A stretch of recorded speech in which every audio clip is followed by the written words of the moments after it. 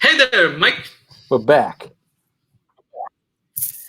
Again. It's been a while. Yeah. We were getting in this good rhythm of doing this thing like almost daily, and I don't know, suddenly something happened and we were just gone. Yeah, it's been what, like 8 months? I don't know, my inbox is flooded. People just keep sending me like, where are they my fucking interviews? Give me my interviews. This is like, I don't know, it's like giving people Soylent Green, this thing. So they do love it. Oh, Anyway, damn, last episode was so long ago. Who was it? Tim? Was Tim Brokaw the last one we did? I think so. Then that's good. Because I got the other half of fandom thingy from Multiplex to be to here. So, Caleb, what's up? Hi. I'm glad to be here. I have no idea what I've gotten myself into. Damn, it's been so long that he went so old his hair turned white. Yeah. So, this is what we do. We ask people questions to see how their movie history shapes up. And if you have crappy picks, we make fun of you. Basically. So, for this week, we've got the kid or king? Where are you going for now? Oof. Skewered me. Yeah, King. We don't talk about that era in 2018. Okay. Well, let's get right into it. Since we haven't done this in a while, I'll go first, Mike. You can take the lead. The first thing, the most important thing is, how did we get here? What's the movie or movie moment that started your love for movies? So the weird thing is, like, my dad always showed me movies. I watched movies my entire life. So I always like watched a bunch of movies. But like the moment where I like really fell in love with movies was on January 1st, 2016. I will remember the day because it's New Year's Day, 2017.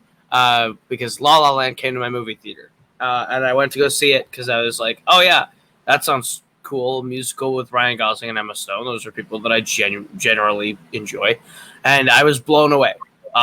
It changed the way I like watch movies and the way I feel about movies. And that entire year after, I saw almost every single movie I could see at my theater. I watched Phantom Thread, unfortunately. I watched a lot. Boom. I just was tearing through movies in 2017 and 2018. And I finally kind of started getting to some of the bigger ones that I've never seen like this year. But like, I always point back to La La Land as the moment where I really fell in love with movies. That is so recent it hurts me. Yeah. But I gotta say, the first time I watched this movie, I was kind of let down by it because, like you, I honestly, people think I don't like musicals. I do like musicals, but the thing is, I like some musicals, like not usually not like the most popular things for whatever reason. I like things that are a little more specific to my taste, and I like all Hollywood stories. I really like Emma Stone and Ryan Gosling, and I really, really like Whiplash. So I figured, this is kind of a perfect mix. I'm gonna love this. But when I saw it, I just felt a little underwhelmed. I did rewatch it recently. It was better than I remembered, but I still don't love it. Do you watch this, Mike? Yeah, I've seen it once. I'm just not a musical guy. Yeah, it was decent for like I didn't hate it, but yeah, I something in there I just don't connect to musicals. Did you like Cannibal the Musical? Yes, I did because that's my fucking musical right there. That's the motherfucking musical right there. Question 2: what's the first movie you remember seeing in theaters? Please don't say La La Land. No, it's weird. I have two very different, distinct memories of movies, and seeing them in a theater. The older one that I pinpoint by year, is Finding Nemo, in 2003. I don't really remember much else about the experience except the opening title sequence. because I remember the music and the bright colors and everything. I just remember sitting there thinking that was amazing. But that memory is quickly fading with age. So the most recent one that I can still remember is like maybe my first. I definitely know this isn't my first movie, but it's my first experience, like memory of remembering one is Pirates of the Caribbean at World's End. I very vividly remember. I very vividly remember the sword fight on the mast of the ship Okay. of Davy Jones and Jack Sparrow finally sword fighting, and just the circle shot flying around as they're fighting in the middle of this giant whirlpool. And I remember sitting there going, "That's the coolest thing I've ever seen in my life." And like that was like for me, that was the moment, you know. That was like the thing. Like I had loved the Pirates movies, so like this was like seeing what I thought was the last one and like their final fight, and seeing Jack Sparrow and Davy Jones fight. I was like, this is incredible, and I loved it. I was like just hook, line, sinker, enjoyed the whole movie, and that was the moment in that movie where I was just like, yeah, that shit slaps. For this one, Yeah. for Finding Nemo, it's a great pick. Like I said, I keep finding shocking the things that people tell me because I was 22 years old when this came out. Still, I did love this movie. I honestly think there was a fair argument to be made in 2003 that this was probably Pixar's best movie at that time, because even though now I think Toy Story 2 is still better, but it was an argument that you could be had because by that time they had the two first Toy Stories, Bugs Life, Monsters Inc., and Finding Nemo. But this was kind of like on another level. So it's actually a pretty good first experience, I think. I took my kid to see Coco as his first experience in theaters. That was pretty great. Mike, have you seen Finding Nemo? Finding Nemo, yeah, I didn't see it in theaters, but I saw it like maybe a year after it came out. I really enjoyed it. It was a good fucking movie. And about this one, I still have faith in Gore Verbinski. I think the guy's a good director, and he has interesting ideas, and he makes movies that are both popular and but they have something else. They kind of have something else that kind of makes it more interesting to me. But this, I think, is the weakest of the three movies he made. I do love the first one. I think the first Pirates of the Caribbean is kind of like a small miracle because he took a thing that was a ride in a park, and he put Johnny Depp on it, and he made a great film that works and stands alone by itself. The thing with The World's End and Dead Man's Chest is like they were made kind of like the Matrix sequels, Revolutions and Reloaded. Like they're meant to be one thing. Like there's one experience that has a beginning and an end within two movies. So it's a lot harder for those kind of movies to stand alone by themselves. And also, this movie is like 3 fucking hours long, or it feels like it. He needs a better editor. But it's not a bad movie. Mike, why do you hate Pirates? Oh, I actually don't hate Pirates. Like the first three Pirates, I really think are fun as hell. This is definitely the weakest one for sure, but I enjoy all three of them.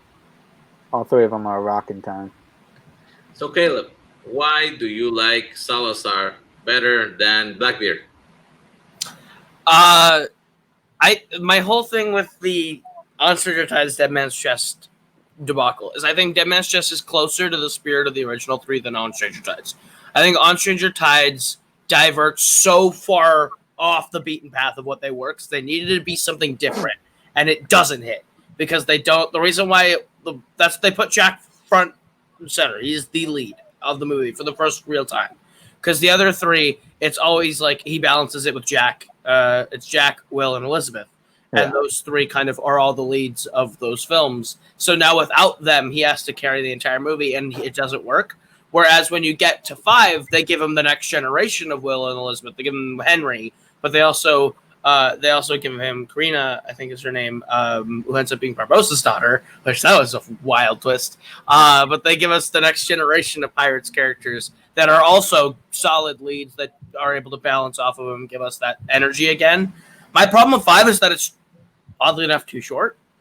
I think the thing with 5 is I subscribe to the idea that Pirates movies need to be at least 2.5 hours because they have so much lore and story that they want to tell in order to make that story make sense.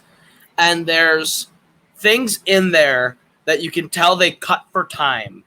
And it's like Salazar was cut for time, basically. And it's like there's so much more to that character that I want to know about. And there's so much more additional information that you could tell they had little scenes here and there where the characters knew there was more that was happening that they just kind of sliced out.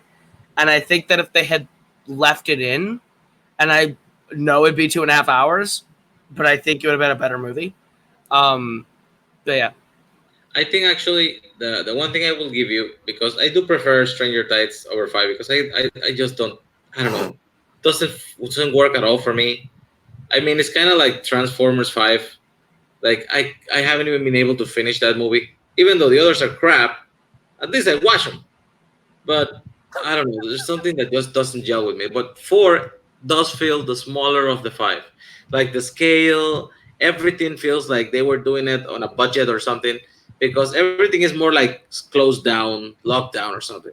That's why I love that you said that it's the biggest budget for a movie of all time until Endgame and Infinity War. That's fucking sad. Also, Penelope Cruz does a very bad Jack Sparrow impersonation. Okay, next question. If you could pick one movie from any era to be able to watch in theaters, which movie would you choose? And this question actually has become pretty relevant because everything they're doing in theaters now is showing all movies. That's great. So this is really a hard one because there's a lot of movies that I haven't seen from my own time in theaters. Like I never saw The Dark Knight in a theater, and that's one that I'd love to see. But the one that I'm choosing is Raiders of the Lost Ark. I think of all the movies that I've seen that I love and I love experiencing, that's the one that I most would want to have seen on the big screen. Like imagine being in 1981, you know, and like seeing the boulder and everything. Like that's something I wish I could have experienced.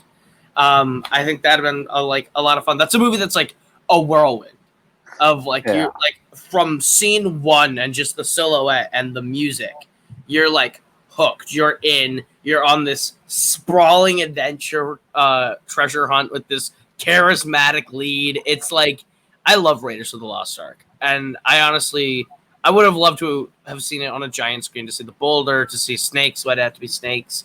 Just to see the entire adventure pan out, and I feel the scale of Raiders when I watch it on whatever screen I see. But the scale of that movie on the largest screen you could see would make that movie feel even larger than life, and I think that'd have been awesome. I'm pretty sure Mike agrees with you. Oh yeah, 100%. I didn't get to see it in theaters because I wasn't born yet, but I did get to see it in 2004 or 2005. It was like when I was a junior in high school. I had to actually see all 3 of them in theaters. Fucking amazing experience to see all 3 of them. I actually have a weird history with Indiana Jones, because I actually got to see The Last Crusade in theaters because my dad took me in '89, and I hadn't seen any of the other movies before. I was 8 years old, and he took me to see the 3rd one. And I was like, this was pretty cool. And my dad's like, you liked it because there's other 2 movies that came before. I was like, then why you took me to this one? The second one he showed me, oddly enough, was Temple of Doom. And then when I was around 15, I was like, Dad, wait, we're supposed to be 3 of these, right? It's like, oh yeah, I never showed you the first one. And I saw this one last. I don't know if it was because of that. I still think it's the best one from an objective point of view. But I kind of have more like a fun memories of the other 2 because I guess I saw them first. Makes sense. And Temple of Doom is pretty great. I don't care anybody gives it. Yeah, that's what I'm talking about. I think Blondie hates it, but no. Temple of Doom is pretty good. And don't give me that shit that Crystal Skull is better, because it's fucking not.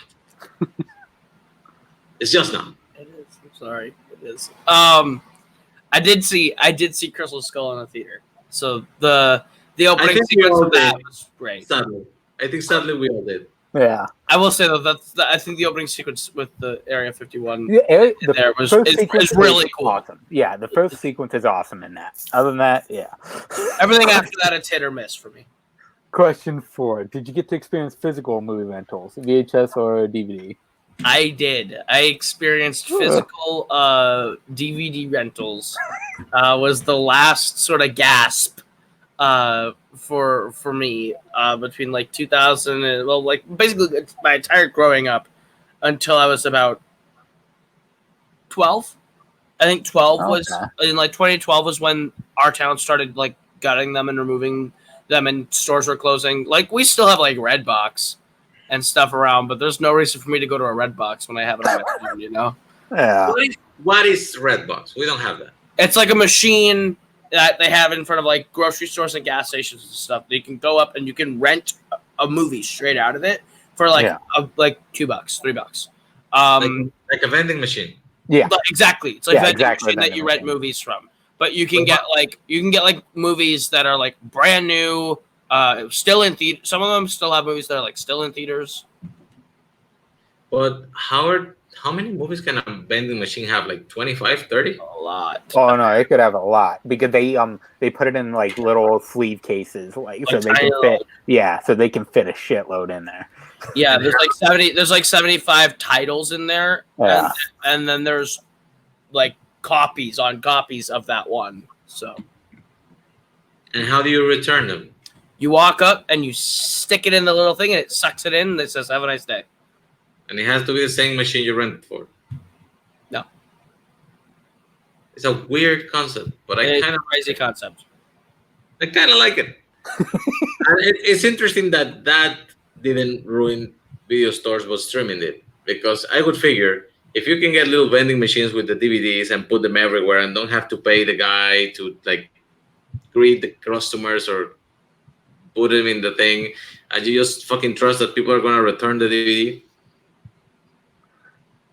Well, they have your card, so any like you have it for like a week, and then if you don't get it back in that week, it just charges you for another day. So you could basically keep paying for it for the rest of your life. Yeah. Interesting. And there's nobody to complain to because it's a machine. Yeah. Sounds like a winner. So, then what's your favorite video store? And don't say Redbox. It's not Redbox. So my town had 3 video stores. There was a Blockbuster Video that my family absolutely fucking hated because they would always say that we had late fees that we never rented there at. We literally never rented there. They'd be like, "Oh, you have a late fee on that one." We were like, "That's how we get you." That's how we get you. So my parents hated it. So instead, we'd go across the street to Hollywood Video. And then on my side of the river, there was an actual like independent movie rental place called Movie Gallery that we would go to every now and then. But I always loved Hollywood Video because the building they had was just decorated so cool. Like you walked in and they had like the Hollywood Walk of Fame was their flooring, and they had like movie memorabilia all over the walls, and it just like so you walked in like the smell of like popcorn and snacks just was hitting you.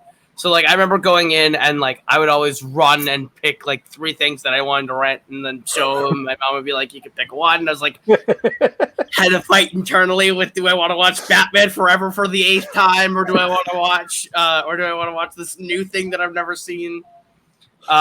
So yeah, that was a lot of fun. We know a couple of guys from Hollywood Studio. They're assholes. So yeah, it's fair. I don't prefer that store. But I get it. I mean, we had one here, one Hollywood Studio. I'm not completely sure it was a legal use of the brand, but they did that whole like they had a big Oscar statue like next to the door, and they had like the movie reel. You know, like if you just grab like a film reel, and they did like this, and it had pictures of different movies, and it went from the floor to the wall. It was pretty cool. Yeah, that was. Okay, so with your own money, what was the first movie you chose to rent by yourself? So here's the weird thing. Don't say Batman Forever. No. So the weird thing was, by the time I was able to start spending my own money to rent movies, Hollywood Video had closed, Blockbuster Video had closed, but Movie Gallery was still open. But they were doing a closing sale where you could buy whatever they had for you to rent. So I went in just to see what I could get, and I bought 5 movies for $2. It was like the coolest thing ever. And I got Return of the Jedi. I got Last Crusade. Nice. I got Batman Forever. I got. I don't remember what the fourth one was, but the one I vividly remember grabbing because my sister was with me and she was like, "You should get that," because my family had rented it like 12 times, and it was Imagine That with Eddie Murphy. And that's the only the funny thing is that's the only physical copy of the ones that I have that I got that I remember. Like I know where it is in my house. It's the physical copy of Imagine That. I couldn't tell you where the physical copy of any of the other movies that I bought is. I can tell you where Imagine That is. I've seen that movie like 80 times. It's not good, but I enjoy it. But yeah, no, it's fun. So my technical answer that I would say is Imagine That. Imagine That. Oh, okay. Wait, is this your favorite Batman movie? Of those 4, yes. Hands down. Of the Burton Schumacher era, forever. Holy shit. Down. Over 89 Batman. Okay, so objectively, 89 Batman is the best of the 4, but Batman Forever is the one I will watch the most. Objectively, Returns is the best Batman movie. Objectively, Returns is the worst of the 4, Nazario. It's not even a Batman movie. Batman Returns to me is what Man of Steel is to Superman. It's not a Superman movie. It's not a Batman movie. I love Man of Steel. What the hell? Man of Steel is terrible. Nazario, look at my shirt. I am the biggest fucking Superman fan. Like, it's not a Superman movie, Nazario. It's a Batman movie with a Superman shirt on it. Zack Snyder wanted to make a Batman movie, and he just made one with Superman. And what the hell is this? So I have never seen this before in my life. Okay. So Imagine That is basically Eddie Murphy is like a stock trade like consultant, portfolio consultant thing. And his daughter has this blanket called the Guga. And she goes under this blanket and she talks to these imaginary friends, but her imaginary friends start like giving her dad advice for his job, and it starts happening. Like she'll say something stupid like the king pulls down his pants and it's just filled with poop. And then in real life, King's trading company is found to be embezzling money and is complete crap. And so he starts using his daughter's like Guga adventures to get better at his job, and he starts becoming like the best there is. So Thomas Hayden Church is his rival, and it's mildly offensive. I'd say mildly is mild to the capital M. But he has this whole Native American gimmick thing that he does as part of his job because he is Native American, or at least he keeps saying he is. And I think at the end they reveal he's like 0.5% Cherokee or something, and that's like the joke is that he's like barely Native American, so he's like, so they're like they don't know why he's doing this. But it's a wild movie. It's not good, but it's fun. It's really fun. Eddie Murphy's like fun dad in it. Like it's a good time. Like I don't hate it. Of all the bad movies you could watch, that's not the worst one you could watch. This movie has 40% in both audience score and critic score in Rotten Tomatoes. Yeah. Honestly, I don't know what Eddie Murphy was doing in the 2000s. I once saw a movie where every time he talked, like a tree lost a leaf. 1,000 words. Oh, yikes. Yeah, I remember that one. And then Words. when the tree ran out of leaves, he couldn't speak anymore. I don't know what's happening. Okay. Moving on. Aren't we glad we have Dolomite as my name? Who's your favorite actor? Is it Eddie Murphy? No. So this is a really hard question. I didn't really think about this one for a long time. and I still haven't really made a list definitively. I've always been meaning to. My go-to answer was always Hugh Jackman. So I was going to say Hugh Jackman, but the more I realize, I think it's Christian Bale, because the way I had my epiphany, the same way that I helped Boatman to his Sam Rockwell epiphany, where I was sitting on a call with Boatman, and we were like, I was like, "Who's your favorite actor, bro?" And he goes, "I'm not sure. Let me look. We should go through my top 100, his old top 100, before we even like considered making lists for this. This was like months ago. So I just want to cover my ass in case Cody comes after me. It was months before we even thought we were doing a top 100, and he changed his list. Anyway, we went through and we found his most common actor was Sam Rockwell. So we went through my preliminary top 100, and we found a lot of Christian Bale, and I was like, makes sense. I guess I like a lot of I like the Dark Knight trilogy, so that instantly sort of boosts him up, right? And then the rest of the year sort of happened, and I like started thinking about the other ones that I really like. Like I really like Ford v Ferrari, and I think he's the best part of it. I think I honestly like Vice, and I think he's the best part of it. I saw American Hustle literally like a couple days ago, and he's like the best part of it. So like every time that I see a movie and Christian Bale's in it, I have to see it because I know he's going to be amazing. And I think every time I see him, every movie I see him in, like The Prestige, I hate the movie American Psycho, but he is breathtaking in it. Like he's incredible. So yeah, I think he's. Or do you have to go return some videotapes? Is that what you got to do?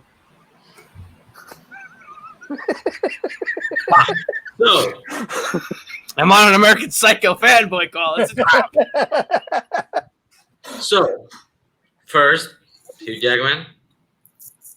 I get it. Sexy movie. and he can sing. And he can sing. Yeah. Double threat. Triple threat. So. I mean, yeah. Goddamn. Yeah, I guess. Christian Bale. In all seriousness, the man is a really good actor. I actually agree with everything you said. He is like a chameleon. Like he can do basically anything they ask him to, even if he has to lose 200 pounds or gain 200 pounds, and just he pulls it out. He's crazy. The thing he did in The Big Short with the eye. Yeah. Dude. Yeah. Stop it. You're killing it. I also didn't even mention The Fighter, and like I saw that for the first time this year too, and he's amazing. Yeah. Actually, he overshadows everybody else in that movie so far that you kind of forgot that Mark Wahlberg is trying to act, because he always feels like Mark Wahlberg in different. Yeah. And then this Christian Bale shows up like I'm the brother who's not the main character and destroys him. Really, it's true. So we always sandwich it with who's your favorite actress? Saoirse Ronan, hands down. Oh. I was gonna say Emma Stone, but then I thought about it and I went, maybe not, because I think about all the movies she's been in, and I really only love her and everything she's in because like I just love Emma Stone, but like I only really like a handful of movies she's in. Saoirse Ronan, I actively love her performance in like every movie I see her in. I think she should have won for Lady Bird. I think she should have won for Little Women. Like there's 2 movies in a row where I think she should have won the Oscar and she didn't win. And I think she's fantastic, and I love both the movies she's in of those just right there. But then you also take like the rest of her filmography into account. I haven't seen Brooklyn, and that's like number 1 on my list of what I want to watch, because do I think I'm going to love that movie? Maybe not the movie, but I know I'm going to love her. Whenever they announce a project and she's in it, I have to see it. That's why I'm seeing French Dispatch. I'm not even a Wes Anderson fan. I've not seen a ton of his movies. I've seen 2, 3, and I think they're all fine. But like, I'm gonna go into French Dispatch, and I'm gonna see it because she's in it, and so is Timmy Chalamet, and he's good. So it's like I'm hyped. I like whenever Saoirse Ronan's in something, I'm there, especially if it's Oscar bait, because she's usually like fucking fantastic. So First of all, Tom, what do you say, Timmy Chalamet? No. Don't pull that shit on me. Timothy Chalamet. Say his name. Second, yeah, she's pretty fucking great. honestly, I think the only movie I hated her in was Atonement, but I think I was supposed to hate her, Yeah, probably. so that's pretty good. And I don't know, I really like Hannah. I don't know, most people haven't Yeah, seen Hannah, Yeah, that was you know, fun. Hannah's good. but she's really solid actress in it. And also, she did a Muppet movie. That's an always a good thing for me. Shut up, dude. Who's your favorite director? I always think this one's a hard one, and then I think about it for half a second, and I go, "No, it's the Coen Brothers." Like it has to be. Um, if you said favorite director working today, like Coogler or Chazelle, because I love them so much. I like they're both perfect in their filmographies for me. Like, well, perfect. Because I like First Man enough, but it's not great. But Coogler's literally 3 for 3 home runs. But the Coen brothers is I have to love them for a lot of reasons. One, they're Minnesota royalty. And when I found, like, I watched all their movies and then found out they're from Minnesota and went, oh my God, that makes so much sense. They have such a creative sensibility about them. They're so wild. Like, they come up with they can do different genres like it's breathing air. Like, Blood Simple is a very different movie from The Ballad of Buster Scruggs. Like, Yeah, if you look at their entire filmography and you go movie by movie and examine it, they always have a fun story to tell. They always have a wacky sort of sensibility behind it, whether it's dark or fun, actually a real attempt at comedy. All their characters are super memorable. They write fantastic characters and create fantastic worlds to live in for the allotted time that you're in. I love, like, Barton Fink is basically their attempt at The Shining, and it's great.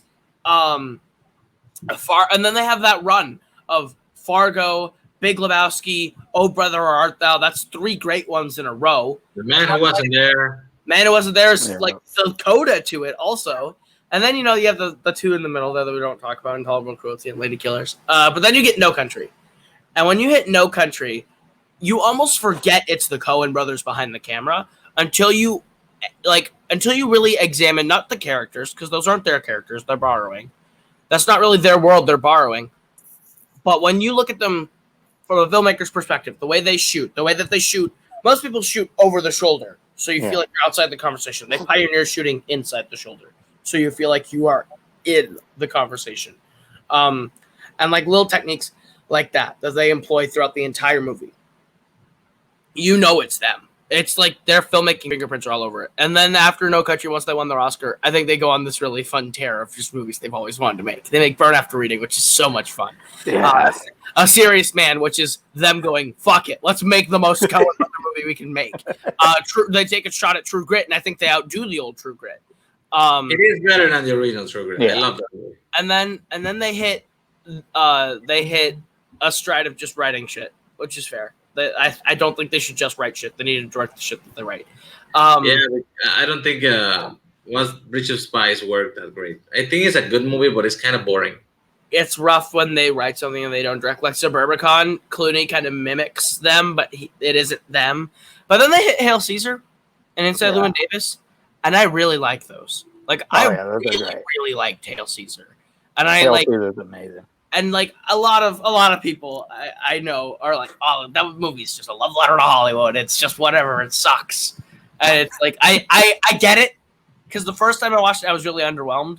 I was like, I don't really understand what's happening. But I've watched it like 6 more times since for some inexplicable reason. For a movie that I didn't love the first time, like I've seen it a lot, and I love it each time I watch it more. I think it's shot beautifully. I think that like all these characters they create are so cool. Deanna Moran is like amazing. Hobie Doyle's amazing. Baird Whitlock is so good. Like I love all these characters that they create. And then Ballad of Buster Scruggs, I've only seen the one time, but I remember I really enjoyed the different segments at different points, and some of the segments I liked more than others. But as a film on the whole, it was a fun experiment that I think worked, especially because it was supposed to be a TV show. So, what did it wear so simple? So, yeah. Next question. What's your favorite movie? I mean, it's La La Land. Yeah. I don't. Yeah. It kind of sucks that we already covered the conversation. I didn't even delete the picture because I knew you were coming back to it. Boom. Yeah. I love La La Land. It's the movie I watched the most. I feel bad doing La La Land twice in an episode. I feel like I should like go down the list, but I get mad at it. Then I have Cody crawling on all over me for revealing what the rest of my top 100 is. I love La La Land. Like the close seconds to me being like Spider-Verse and Pirates one. Like I thought about maybe talking about one of those instead, but it's La La Land. You know, that's the movie that made me fall in love with movies. But it's also the movie that it's comfort movie. It's like, but it's also a really heartbreaking movie. All in all, like that movie has meant different things to me at different times in my life. When I first saw it in 2017, it like was like, oh my god, I could make this. I could be a part of making something like this someday. Because I always wanted to be a writer. It was La La Land where I went, I want to be a screenwriter. And so that changed my entire career trajectory. And then the second time I watched it was probably a couple months later when it came out to Blu-ray, and I watched it at that time, and it sort of became the romance stuck out a lot more to me that time. And then each time I would watch it, a different aspect of the movie would reach out to me. I had a very similar relationship to the one in La La Land. It ended in a way that I don't love, and I connected to the ending a lot more after that. It broke me. The last time I watched La La Land and saw that ending, it like destroyed me. But I love this movie. Every time I come back and watch it, I feel like I have a very special relationship to the movie La La Land, just in the way that it's weird. It feels like this movie has been there when I needed it most, and it's also been there when I just wanted a good movie to watch. It's weird. Like I think La La Land's just a film that can mean so much to you at different times in your life, no matter what you're going through. La La Land can be hope. La La Land can be despair. La La Land can be a kindred spirit in the night. La La Land can be the hope of a better future. La La Land can be a look at the past. La La Land can be anything that you need it to be. I kind of like it. I think this is the first time I think somebody sells a movie better than Mike Henley does. That's actually Get fucked, Mike. I'm coming for your title of movie pitcher. Let's go. We need to do I actually rewatched this. pitch off competition between me and Mike and see who wins. I'll give you two the same movie. You have to pitch it. Yeah. Ooh, that's gonna be a good show. Okay. I'm gonna say that the last time I watched this movie, like I said before, I really liked it better than the original time I did. There's one thing that actually kind of stuck with me a little more. It's the thing where when you make a choice in your life to sacrifice something you love because something else is more convenient, and you do it because you need that stability for someone else, and then you realize that that's not really what they wanted in the first place. I have been there. I have done that. Basically, I chose my career path in life, like professionally, because it was the more convenient one and it gave me more stability. So to get other things that I actually wanted, family, house, relationships, kids, etc., etc. But I never felt passionate about it. And I never actually have had this conversation with my wife, but I don't know if she would go the same route that Emma Stone did. Like, I want you to feel passion for what you do more than secure, Yeah. So that was a very interesting point of that relationship that I missed completely the first time I watched it. But it makes it more, it has more gravitas, and it makes me feel a little closer to it. You still hate it, Mike, right? I don't hate it. I think it's a fine movie. Like, Okay. I will say, I know the Oscars love for it that year was like 14 nominations. It like tied a record or something, and like people were like, "Oh yeah, not that good." I mean, when you go back and watch it, look at each individual aspect that it won or was nominated for, it kind of deserves everything that it was nominated for, and probably should have won more than it did. Fair. I would never give it screenplay over Hell or High Water. Yeah. But I think La La Land's screenplay is deservedly nominated. It's beautiful. And I stand by it. Fuck Casey Affleck for walking away with Ryan Gosling's Oscar. Sorry, that was Ryan Gosling's Oscar. Fuck you, Casey. You cried. I did love Manchester by the Sea, but I agree. I think Ryan Gosling is better than Casey Affleck. I think actually the underrated performance in that movie is actually Michelle Williams, because dude, Yeah. She's barely in it, but she's like real good. She grabs your heart and squeezes it. It's insane. It's also hard though because she's up against Viola Davis in that year, who's like a fucking queen. So it's hard to not give it to Viola Davis. I do feel Michelle Williams has had an amazing career and has gone under the radar insanely an amount of things. Even starting with things as simple as Dick. Have you guys seen Dick? Yeah. I've seen. I don't want to say that out loud because then Cody will clip it. Cody will clip that. Nope. I have not seen that film. I think that is a great film with Kirsten Dunst, and it's completely underrated too. Okay, easy question: Spielberg movies or Tim Burton movies? Spielberg movies. Sorry, it's easy. Yeah. It's an easy choice. Burton is a director who I respect for having a lot of unique creative vision. I just don't think he executes it as well as he dreams it. A lot of his movies that he has, like I think Batman, 89's Batman, I think is a legitimately great film. I think it's a really good movie. I think Batman Returns, he loses absolutely everything he built. But I think like Sleepy Hollow, I actually really enjoy Sleepy Hollow. Ed Wood, I think, is really good. But then you get out of the 90s, and he never really finds his footing again. You have like a couple ones here and there. Big Fish is good. But like I actively think Sweeney Todd's bad. Ouch!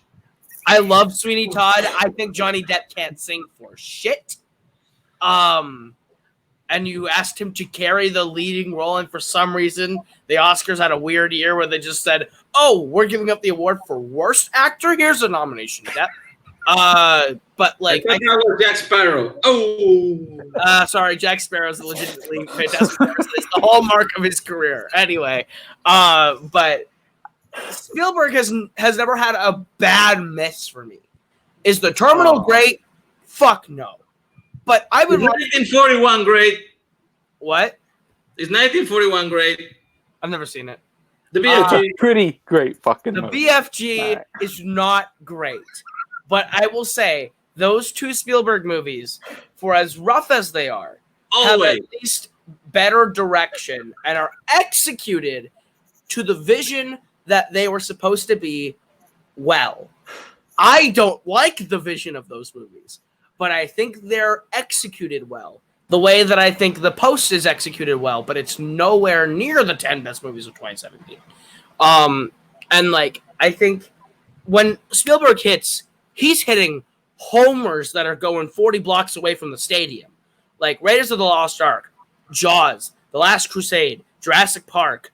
Oh, I like Lincoln a lot. I like Ready Player One. Is Ready Player One faithful to the book at all? Fuck no. No. But is Ready Player One a fun time? Oh yeah. Like it's so hard for me to be given this question because I think Spielberg crushes Tim Burton because he executes his vision better. But I respect the fuck out of Tim Burton as a filmmaker. I think he's honestly one of the most important filmmakers in American cinema history because of the vision that he brought. And he gave a lot of directors permission to be as weird and creative as they got. Tim Burton is the reason you kind of get Guillermo del Toro in a way.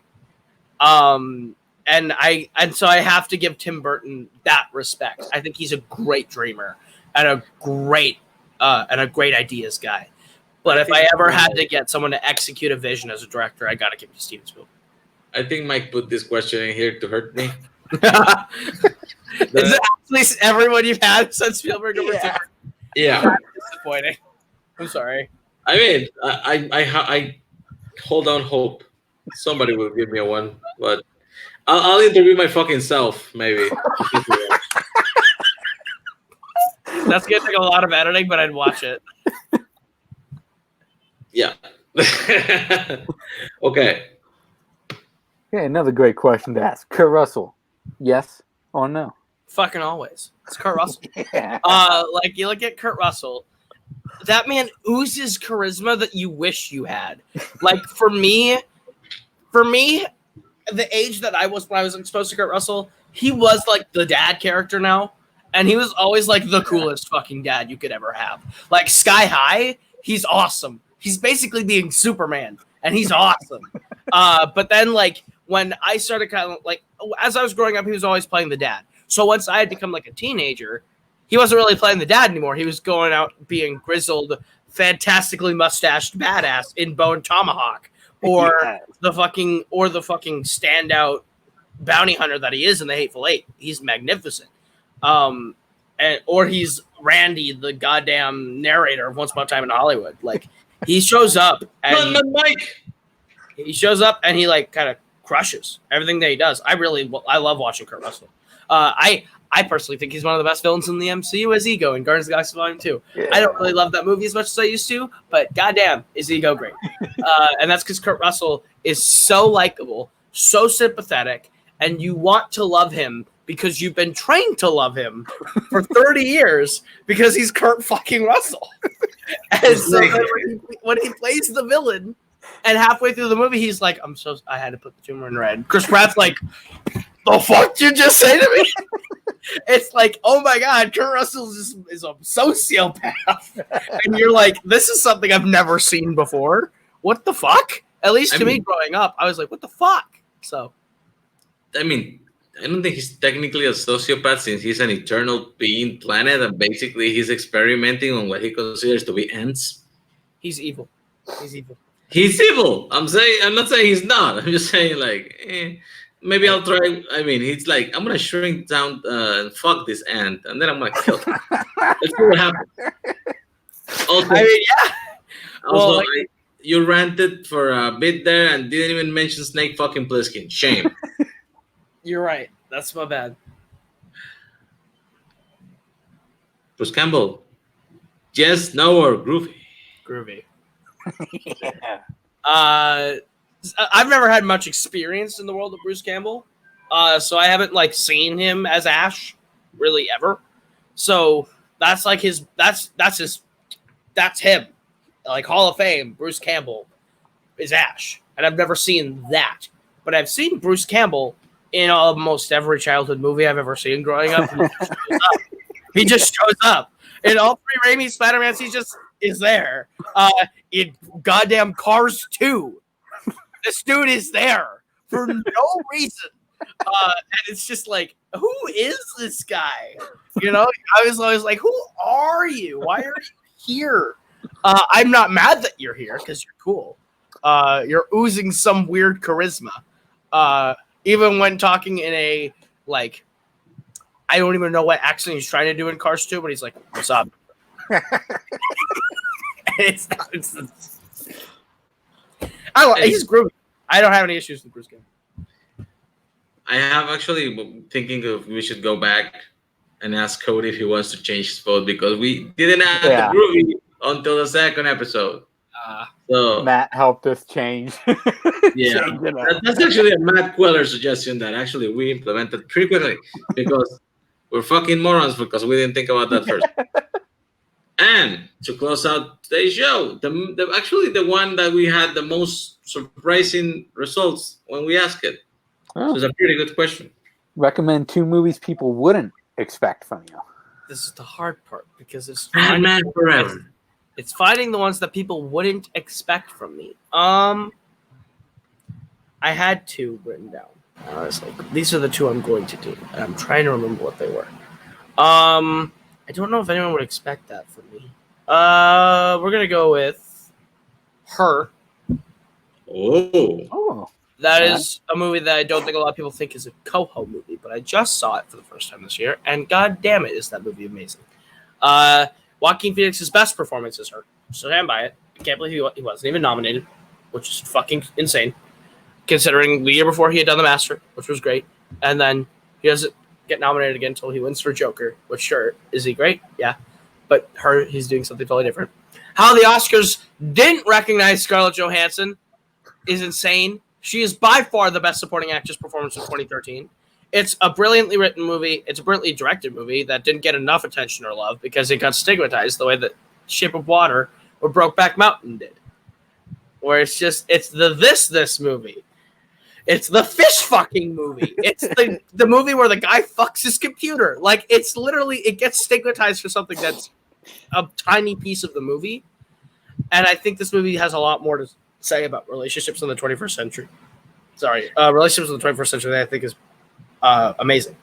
You know, there's a detail that most people don't know. Well, you probably guys know it because you do get into the movie business. But you know that she was a recast. ScarJo was a recast for this movie. Wait, really? You didn't know this? Okay, they made the whole movie with Samantha Morton as the voice. That's right. Samantha Morton was the main precog in Minority Report. Yeah. And after he saw it, Spike Jonze said like something wasn't clicking. He felt like he needed some, and I don't know if it was like a tenderer, more tender, sweeter voice, something that would connect more with Joaquin Phoenix. So they basically threw that out and reshot the whole audio part, which was pretty easy because I mean it's just audio, but they did the audio part with ScarJo, and then it just kind of like blew out there because that's one sexy voice, my man. True. So then my second one is one that I always just recommend. It's hard to find. You can buy it on Amazon, on DVD. You have to have it in physical media. So I'm sorry for Tim Bracala. Well, no, I'm happy. Tim Bracala, thank you. You're welcome. Whatever I was trying to say. Newberry, I'm sorry. It's called The Private Eyes. It's from 1980. It stars Tim Conway and Don Knotts. And they are American detectives that are hired by Scotland Yard to solve a murder mystery in this big-ass mansion of this very wealthy husband and wife that they found their car in the lake. And so they investigate their entire estate of people, and it's hilarious. It's like there's a bunch of different characters. I don't want to spoil any of the jokes, but there's like a maid and one by one they start turning up dead after they get investigated. And there's this motherfucker on the poster that you see, shadowy hand, bone. They don't see him, but he's following them through the house. And so you're expected to think that's the killer. But it's like Clue except if there were actual detectives, and it's played for insane levels of comedy. It's really smart. It's really fun. I grew up watching that one a lot. So if you can find The Private Eyes, I always recommend The Private Eyes. Congratulations, you found a movie I've never heard before from the 80s. Have you seen this, Mike? I didn't recognize the name until I saw the poster, but I have never seen it. I've seen the poster a few times, but I've never actually seen this. So you've done it. Hey, you broke Blockbuster Video. Yeah. No, I think you guys would fucking love this movie. This is a movie that I know for a fact Mike would fucking love this. Be checking it out. Yeah, it's like I think it's like $5 or $10 to get it just in physical copy. Dude, $23. It's what? $23 for a DVD. Never mind. I run back my statement. But it's worth every penny that you spend. But yeah, I own it on a Blu-ray copy because I never want to lose that fucking movie. It's great, and you can't buy it anywhere digitally, but I would buy it digitally also if I could find it. But it's brilliant. It's a great movie. I am actually surprised with that, Beck. Yeah. You kind of broke us, but I dig it. And I will consider expending the $23. Well, it's $24 for the Blu-ray, $23 for the DVD, so definitely there's going to be a fucking Blu-ray. I mean, that's ridiculous. I do own the DVD player, though. It's pretty good. Damn, man. It's a good show. Yes. You showed up, man. You fucking did it. This was fun. That's all we did for you today, but the kid / king / kid / captain. / captain. It's pretty good. So, we'll be back here again next time, whenever that is. Hopefully not another 8 months, right? Yeah, hopefully not. Thanks to Mike. Thanks to King. This has been called to an interview. See you later, guys. Thanks for watching this thing.